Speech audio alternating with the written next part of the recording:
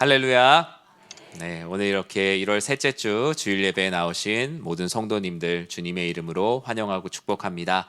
앞서 장로님 기도해 주신 것처럼 돌아오는 목요일부터 토요일까지 우리 교회 우리 청소년부, 우리 청소년 성도님들 겨울 수련회가 있습니다. 청소년 시기에만 특별히 경험할 수 있는 하나님을 깊이 경험하게 하시고 아버지 하나님의 뜻대로 살아가는 정말 귀한 영적 토양을 다져가는 일을 위해서 우리 성도님들 각자의 처소에서 많이 기도해 주시기 바랍니다. 계속 이어서 우리 유년부, 초등부, 청년부 계속 수련회들이 이어질 텐데 이 겨울이 주는 하나님의 특별한 은혜 누리기를 기도하고요.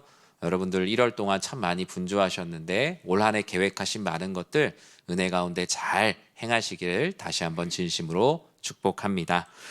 오늘 출애굽기 20장 18절에서 26절 말씀 가지고 말씀으로 너희를 살리려 함이라 라는 제목의 하나님 말씀 함께 나누고자 합니다.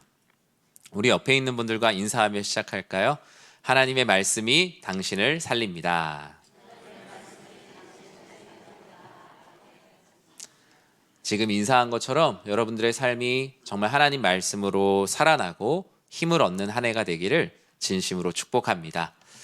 하나님 말씀이 우리들에게 복이다. 참 좋은 인사죠. 그런데 이 복과는 좀 반대 같은 이야기 하나 하려고 합니다. 여러분 누군가로부터 경고 받아보셨어요? 경고? 저는 기억나는 게 군부대에 있을 때 저희 지휘관 분 책상에 사단장 경고장이 붙어 있었던 게 기억이 납니다. 큰 잘못을 하셔서 책상에 그 사단장 명의의 경고장이 이렇게 딱 붙어 있었던 것이 기억이 납니다. 경고란 조심하도록 미리 주의를 주는 사전의 경고가 있고요. 이미 일이 일어나고 나서 잘못을 하게 돼서 공동체 규칙을 어겼을 때 차후에 이런 일이 일어나는 것을 미연에 방지하기 위해서 하는 사후 경고가 있습니다.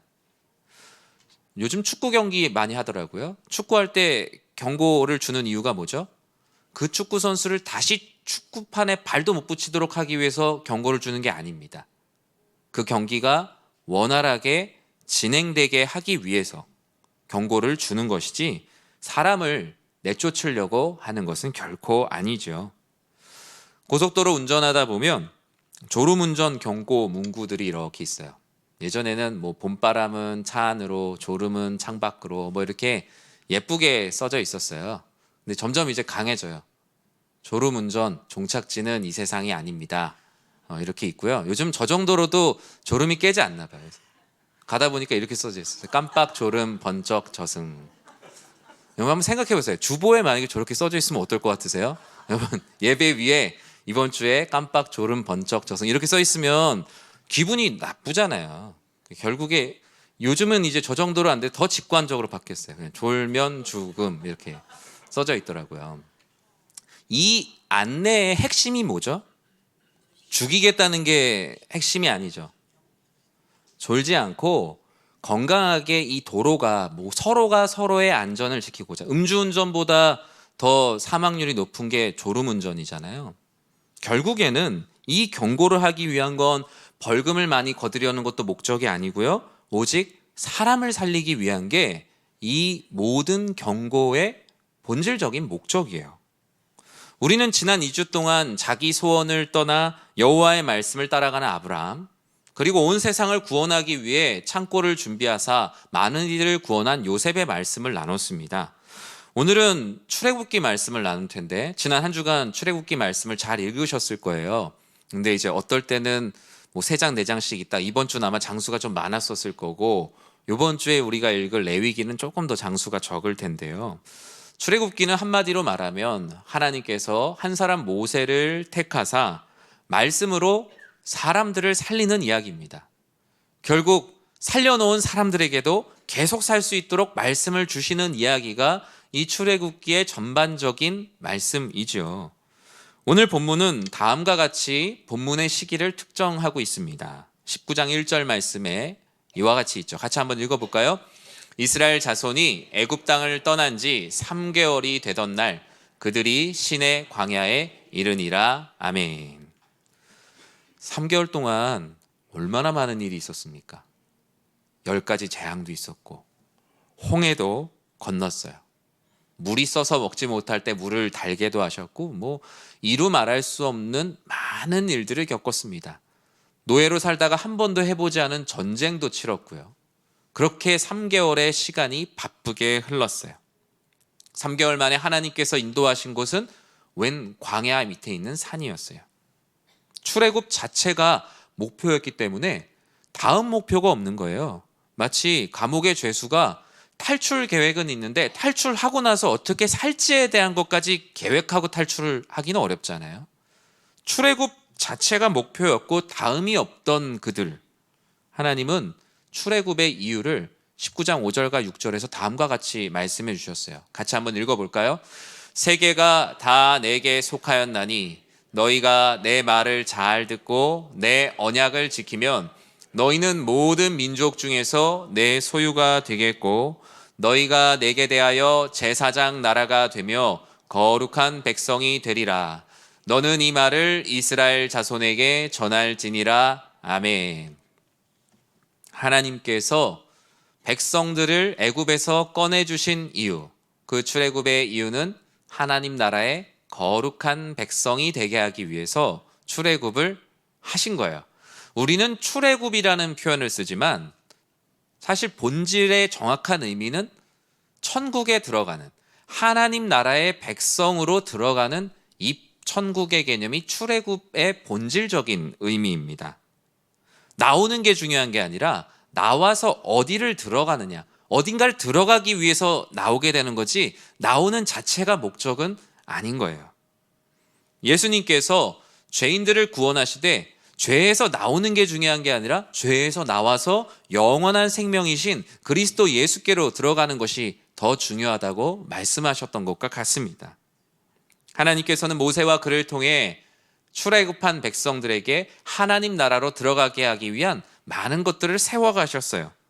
그런 의미에선 애굽에서 나오는 것보다 하나님 나라에 들어가는 것이 훨씬 더 중요하다는 것을 출애굽기는 계속 말씀하고 있습니다. 하나님께서 모세에게 말씀하셨어요. 시내 광야에 있는 백성들, 너희 셋째 날이 되면 내가 너희들 가운데 임재할 것이라고요. 모세는 이에 백성들을 준비시켰습니다. 어떻게 준비시킵니까? 옷을 깨끗하게 빨고 거룩한 하나님의 말씀을 받을 거룩한 나로 준비를 시켜 가셨어요. 그리고 셋째 날이 되었습니다. 우리가 잘 알고 있는 출애굽기 20장의 10계명의 말씀이 말씀을 받도록 거룩하게 준비된 백성들에게 선포되었어요. 그 10계명의 돌파는 오늘날 우리들의 성경 앞뒷면에 그리고 무엇보다 우리의 마음에, 우리의 삶에 새겨져 있죠. 그리고 그리스도 예수께서 그 10계명을 최종적으로 완성하시고 하나님을 사랑하고 내 이웃을 사랑하라는 가장 큰 계명으로 우리들에게 오셨습니다. 그런데 이 10계명이 선포될 때 그 분위기가 어땠을까요? 그 분위기가 바로 오늘 우리가 읽은 말씀입니다. 18절 말씀 같이 한번 읽어볼까요? 뭇백성이 우레와 번개와 나팔 소리와 산의 연기를 본지라 그들이 볼 때 떨며 멀리 서서 아멘.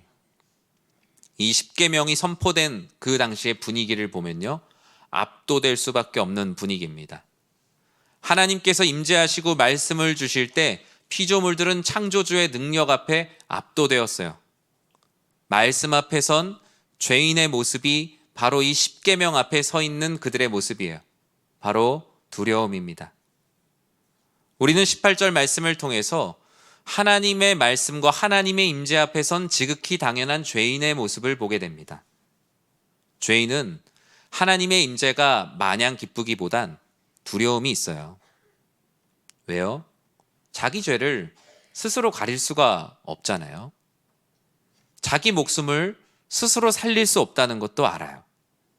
본능적으로 그 하나님의 임재와 아버지 하나님의 말씀 앞에 내가 용서받을 수 없는 존재라는 것도 알게 돼요. 하나님의 음성이 달갑기보단 그 하나님의 현현과 임재 앞에 두렵고 떨리는 마음이 생기는 것이 지극히 당연한 죄인의 반응입니다. 그런데 하나님께서는 두렵고 떨리게 해서 공포를 조장하시고자 하신 것이 아니라 아버지 하나님께서 이와 같이 나타나신 이유를 말씀하세요. 바로 모세에게 말씀하셨죠. 19절에 무엇이라고 말씀합니까? 모세에게 이르되 당신이 우리에게 말씀하소서 우리가 들으리이다. 하나님이 우리에게 말씀하시지 말게 하소서 우리가 죽을까 하나이다. 백성들은 하나님을 직접 대면하는 것이 너무나 두려웠어요. 창조주 하나님을 나의 죄인된 모습으로 나아갈 수 없다는 것을 알았어요. 중보자를 요청했어요. 바로 모세가 하나님과 죄인인 우리의 중보자가 되어주길 원했어요. 마치 그리스도 예수께서 하나님과 죄 많은 인간들의 중보자가 되어서 십자가로 길이요 진리요 생명이 되신 것처럼 말이죠. 백성들이 말합니다. 모세요, 하나님이 우리에게 이렇게 직접 말씀하시는 것이 저희는 너무나 두렵습니다. 모세 당신이 우리에게 말씀하게 하여 주십시오. 아니면 다른 어떤 말씀을 하나님의 얼굴을 대면하지 않고도 아버지 하나님의 말씀을 우리가 받아들일 수 있는 무언가를 우리들에게 주십시오. 하나님께서는 그들에게 명문화된 말씀들을 주시기 시작하셨어요.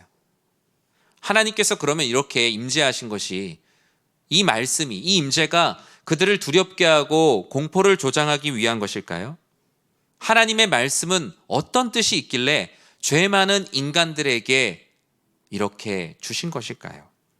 20절 말씀에 그 말씀을 주신 이유를 이렇게 말씀합니다. 같이 한번 읽어볼까요?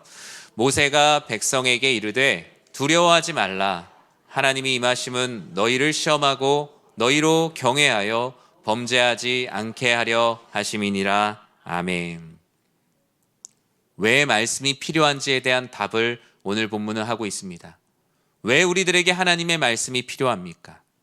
말씀으로 너희를 살리려 함이라. 즉 하나님의 말씀은 사람을 살리는 데 목적이 있습니다.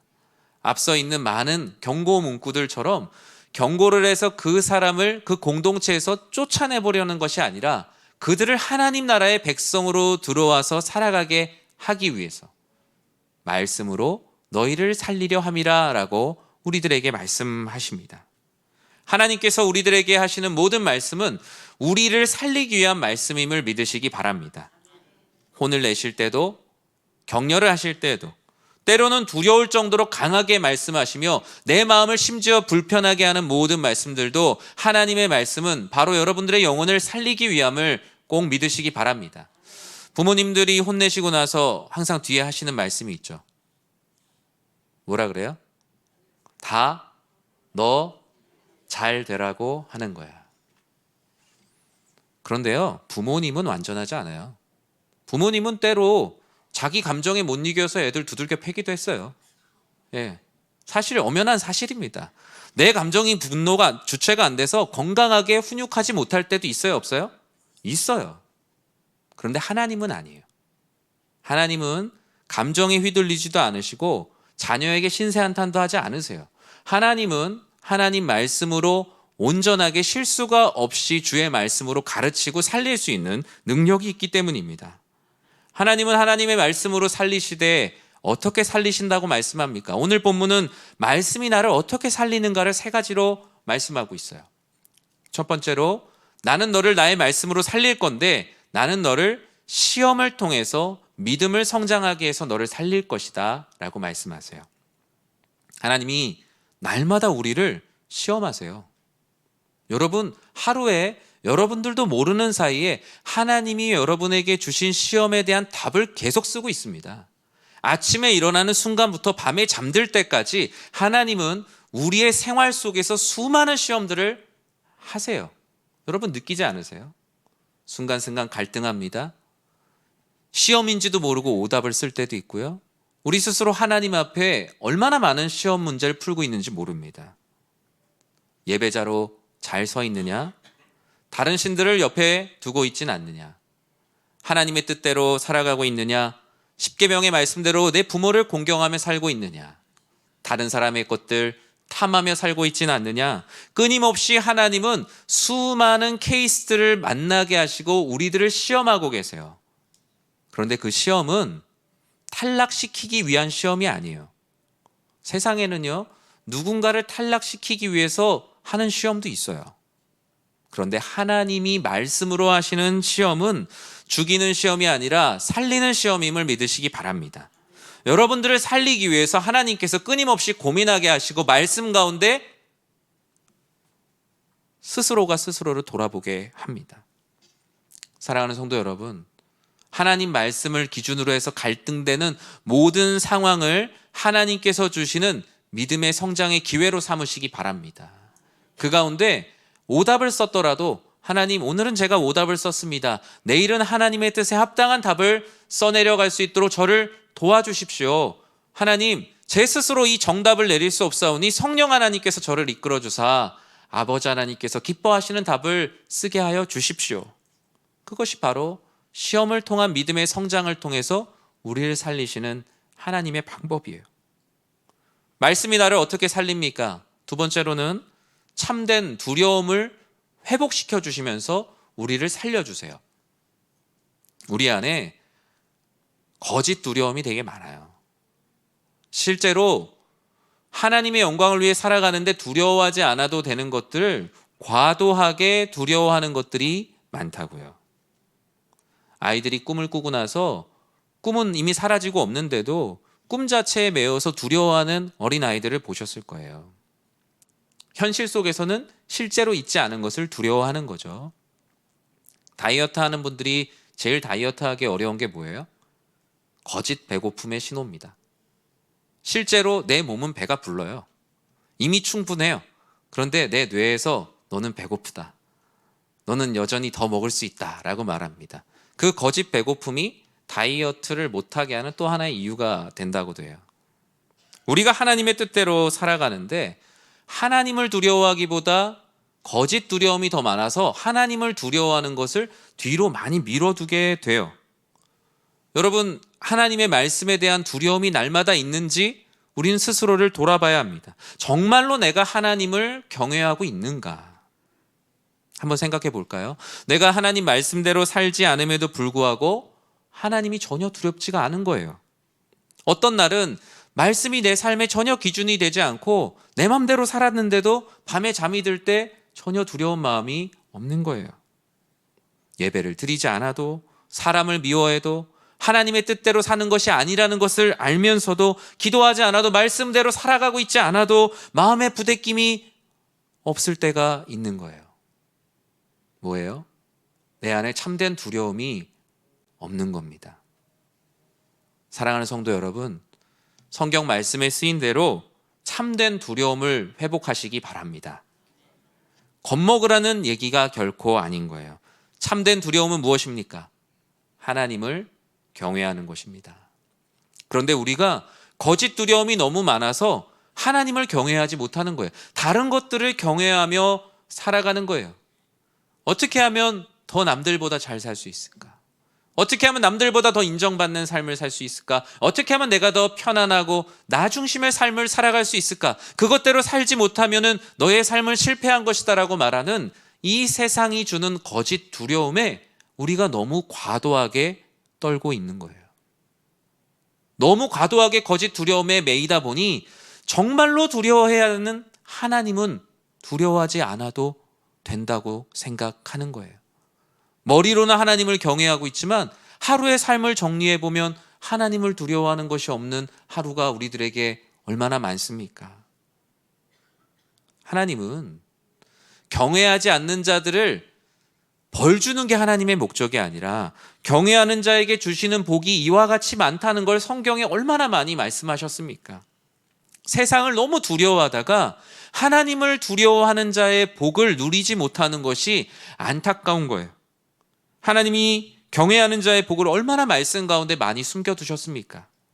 시편 128편 1절에 다음과 같이 말씀합니다. 우리 같이 한번 읽어볼까요?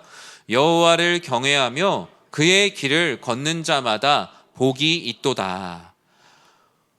복을 찾아다니는데 복이 어디에 있대요? 여호와를 경외하며 여호와 하나님 안에서 그의 길을 걷는 자에게 복이 있다라고 이미 정답을 공개해 주셨어요. 어쩌면 우리의 인생은 오픈북 시험을 푸는 인생이에요. 그런데 다만 그 오픈북인데 책을 펼치지 않으니 정답을 맞출 수가 없는 거예요. 하나님 말씀 안에 답이 있는데 그 말씀을 오픈하지 않으니 답을 찾을 수가 없는 거예요. 욥기 28장 28절에 무엇이라 말씀합니까? 같이 한번 읽어볼까요? 주를 경외함이 지혜요 악을 떠남이 명철이니라. 아멘. 불확실하고 보이지 않는 흑암과 같은 세상 속에서 주를 경외함, 하나님을 두려워하는 것이 진짜 지혜고, 악을 떠나는 것이 진정한 어두움 속에서 인생을 밝히는 명철이다. 하나님께서 여호와를 경외하는 자, 참된 두려움을 가진 자들에게 이와 같이 지혜와 명철을 주신대요. 잠언 19장 23절에도 다음과 같이 말씀합니다. 같이 읽어볼까요? 여호와를 경외하는 것은 사람으로 생명에 이르게 하는 것이라. 경외하는 자는 족하게 지내고 재앙을 당하지 아니하느니라. 아멘. 이 말씀 그대로 한번 띄워놔 보실까요? 여호와를 경외하는 자는 생명에 이르게 된대요. 그런데 거짓 두려움에 빠져 있으면, 참된 두려움은 없고 그냥 이 세상을 두려워하며 벌벌 떨면서 살면 생명이 아니라 결국 사망으로 가는 길이에요. 그것을 불쌍히 여기셔서, 거짓 두려움에 빠져 있는 이들을 불쌍히 여기셔서 하나님께서 독생자 예수 그리스도를 보내시고 참된 두려움을 회복시켜 주셨잖아요. 경외하는 자는 어때요? 만족합니다. 재앙을 당하지 않아요. 그러나 참된 두려움이 없는 사람은 만족이 없어요. 찬양도 부르잖아요. 사람을 보며 세상을 볼 때 만족함이 없었네. 나의 하나님 그분을 뵐 때 나는 만족하였네. 나의 하나님을 두려워하게 되니까 비로소 내 삶에서 만족하는 삶을 살게 되었다는 거예요. 말씀에 쓰인 대로 참된 두려움을 회복해야 합니다. 하나님 나라의 거룩한 백성 삼기 위해서 하나님께서 말씀을 주셨어요. 그런데 언제부턴가 우리 안에 하나님 말씀을 두려워하지 않는, 없어도 되는 담대함이 생겼어요. 우리 굳이 부리지 말아야 되는 용기를 뭐라 그래요? 객기라고 합니다. 하나님을 두려워하는 게 아니라 세상을 두려워하면서 하나님 앞에 속된 말로 객기가 생기기 시작한 거예요. 하나님 말씀대로 안 살아도 당장 안 죽는 거예요. 예배를 드리지 않아도 당장 사는데 지장이 없는 거예요. 하나님도 두렵지 않게 그냥 사는 대로 살아갈 때가 있어요. 세상에 대한 두려움이 점점 커질수록 하나님은 두렵지 않아요.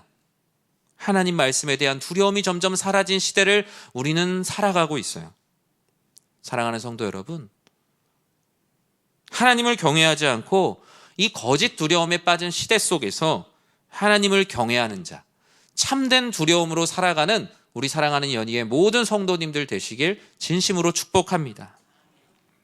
세 번째로 무엇이라고 말씀합니까? 말씀이 어떻게 나를 살리는가? 하나님은 나는 내가 죄를 짓지 않게 함을 통해서 너를 살릴 것이다 라고 말씀하세요.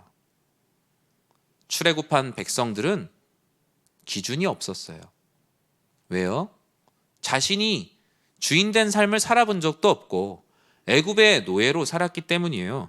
애굽의 노예로 애굽의 법도 아래에서 사람을 주인으로 모시고 살았던 노예였기 때문에 능동적으로 무언가를 해본 적이 없는 거예요. 자유가 주어진 상황 속에서 신앙을 지키는 훈련을 해본 적이 없는 것이죠. 노예로 사는 것이 힘들고 지긋지긋했지만 시키는 것을 하는데 더 익숙했던 그들이었고, 그럼에도 불구하고 따르고 있었던 것은 애굽의 제도요, 애굽의 법도였습니다. 하나님께서 말씀을 주시는 이유, 하나님 앞에 무지하여 죄를 짓지 말라. 하나님의 말씀이 나를 죄 짓지 않게 하고 살아낼 능력을 주심을 믿으시기 바랍니다. 실제로 여러분, 이 세상 안에 많은 법이 있어요. 근데 법은 최소한이라고 말하잖아요. 실제로 여러분들은 법보다 더 하나님의 말씀을 지키며 살아가고 있잖아요. 아버지 하나님 말씀이 이러하니 이렇게 살려고 해야지. 하나님 말씀에 이렇게 말씀하니까 내가, 내 능력은 그렇게 되지 않지만 그렇게 살아봐야지. 그렇게 하나님 말씀으로 살아보려고 하니까 하나님께서 점점 죄로부터 우리가 멀어지도록 우리를 인도하세요. 그렇다면 하나님의 말씀이 나를 어떻게 살리는가는 이 세 가지를 통해서 알게 됐는데, 말씀으로 우리가 실제로 살아내려면 우리가 어떻게 살아야 할까? 24절은 다음과 같이 말씀합니다. 같이 읽어보겠습니다. 내게 토단을 쌓고 그 위에 내 양과 소로 내 번제와 화목제를 드리라. 내가 내 이름을 기념하게 하는 모든 곳에서 내게 임하여 복을 주리라. 아멘. 말씀으로 살아낸다라는 것. 정말 하나님께서 우리를 살리려고 하시는 말씀을 주셨는데 그 말씀으로 우리가 삶을 살아내려면 오늘 본문은 첫 번째로 다른 신을 두지 말고 너의 예배를 드려라 라고 말씀합니다. 말씀으로 살아내려면 우린 먼저 다른 신을 두지 말아야 합니다. 이 18절에서 26절 말씀은 1절에서 17절에 주어진 이 10계명의 말씀대로 어떻게 살아낼 것인가에 대한 답이 되기도 해요. 다른 신을 두려고 그 신에 빠지려고 하는 우상 숭배는 인류의 역사 가운데 가장 오래된 중병이고 불치병이에요. 늘 새로운 신을 찾고요. 늘 더 큰 자극을 찾아요. 내가 섬기는 하나님이라고 생각하지만, 내가 섬기는 신이라고 생각하지만 그 신을 통해서 더 큰 자극을 받기 원한다고요. 웬만한 일로는 감사하지 않게 돼요. 웬만한 일로는 놀라지 않게 돼요. 하나님을 믿고 있는다라고 생각을 하는데 곰곰이 생각해 보면 하나님으로부터 내가 원하는 더 큰 자극을 받고 싶어 하는 것이 우상 숭배에서 벗어나지 못하고 있는 사람의 행태예요.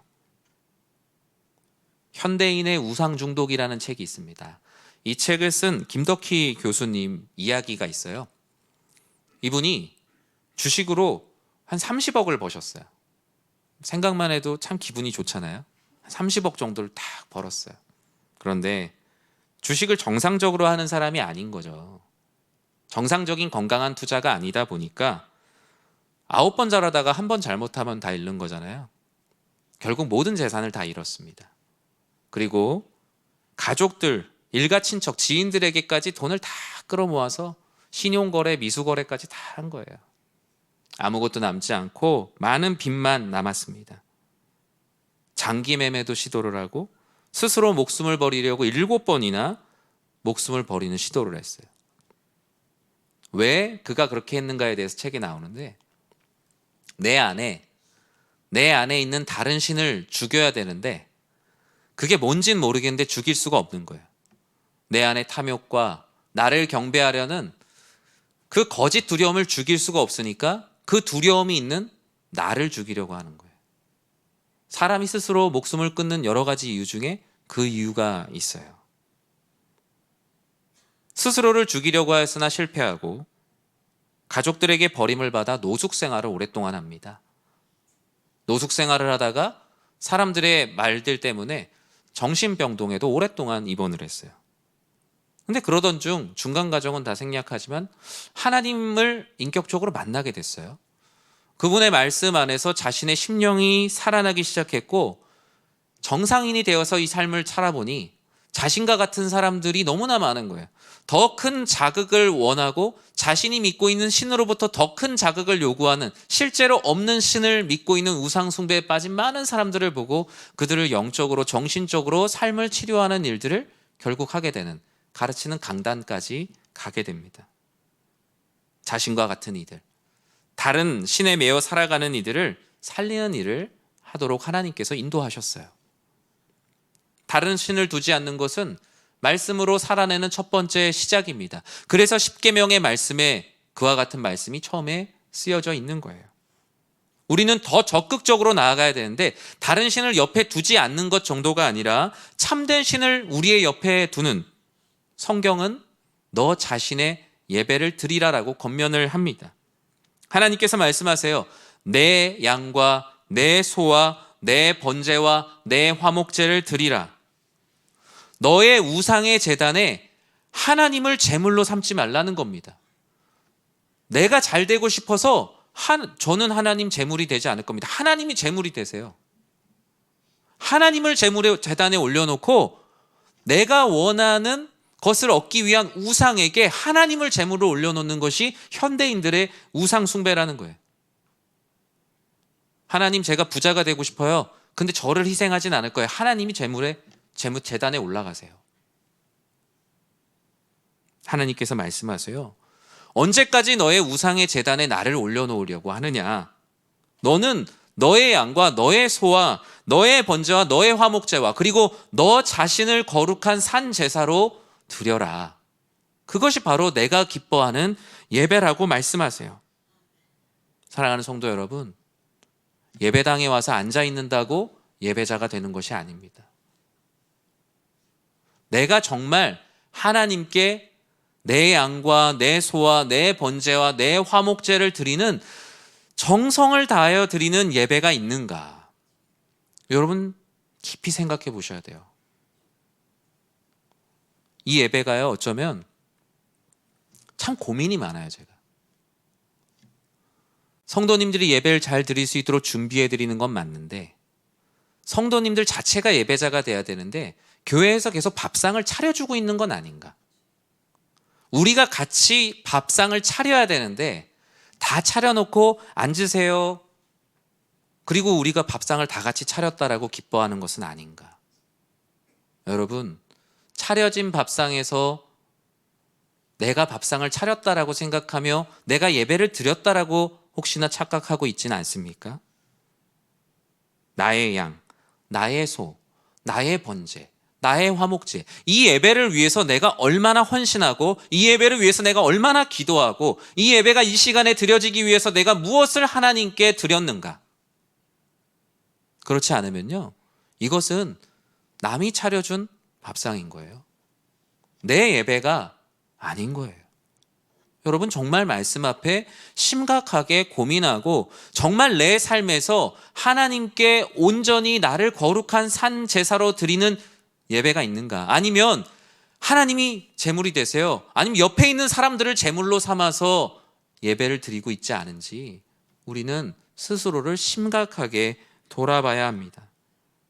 저는 우리 사랑하는 연희의 모든 성도님들이 차려진 밥상에서 밥을 먹고 가는 예배가 아니라 하나님의 영광을 위해 정성을 다해 밥상을 차리는 온전한 예배자가 되길 주님의 이름으로 축원합니다. 오늘 본문은 두 번째로 말씀으로 살아내려면 하나님의 이름만 기념하라고 말씀합니다. 나 자신의 이름을 기념하는 모든 것에서 우리는 벗어나고 하나님의 이름을 기념하는 모든 곳에, 하나님 약속하셨어요. 하나님의 이름을 기념하는 모든 곳에 내가 너희들에게 임하여 너희들에게 복을 주리라. 반대는 뭐예요? 우리 자신의 이름을 기념하는 예배의 자리, 우리 자신의 마음만 위로받고 힘을 얻으려고 하는 그런 예배 자리에는 내가 그 자리에 없을 수 있다는 거예요. 그래서 오늘 본문에 제단을 쌓는 돌에 대해서 말합니다. 제단을 쌓을 때 어떻게 하라고 말씀합니까? 다듬은 돌로 쌓지 마라. 잘 다듬으면 더 좋은 거 아닌가요? 이 말씀에 의미가 있어요. 다듬은 돌로 쌓지 말라는 것은 내 이름을 내려고 제단을 쌓지 마라. 너의 원래의 모습을, 너의 원래 원인격의 모습을 가공하여서 가면을 쓰고 예배의 자리에 나오지 말라는 말씀이에요. 다듬은 돌이 아니라 다듬지 않은 그 거친 모습 그대로 나에게 나와 너희 자신을 거룩한 산 제물로 드려라. 예배를 드릴 때 우리가 다듬는 것들이 얼마나 많이 있어요? 멋진 건물에서 예배를 드리고 예배의 분위기를 만들어가고 사람, 예배의 인원수를 보며 그 가운데서 내 예배가 어떨 땐 되고 어떨 땐 되지 않는다면 우리는 스스로 내 이름을 기념하고 내가 예배의 환경을 만드는 사람이 아닌지 고민해야 돼요. 10명에서 예배 드릴 때는 무언가 썰렁하고 1000명이 예배 드릴 때는 막 뜨겁게 찬양하고 우리 스스로 무언가 이 군중, 팬덤이라는 중독에 빠져 있진 않은지, 내가 기도를 하는데 조용히 기도를 하는데 이게 무슨 노래방도 아니고 반주가 없으면 기도를 하지 못하는, 스스로 아무 찬양이 없을 땐 기도를 하지 못하고 있다면 그 스스로도 우리는 고민해야 돼요.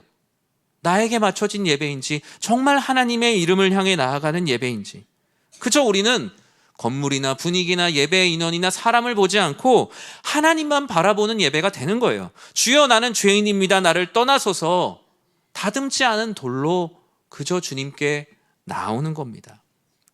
시편 51편 17절에 그 마음을 이렇게 고백하고 있어요. 우리 같이 한번 읽어볼까요? 하나님께서 구하시는 제사는 상한 심령이라.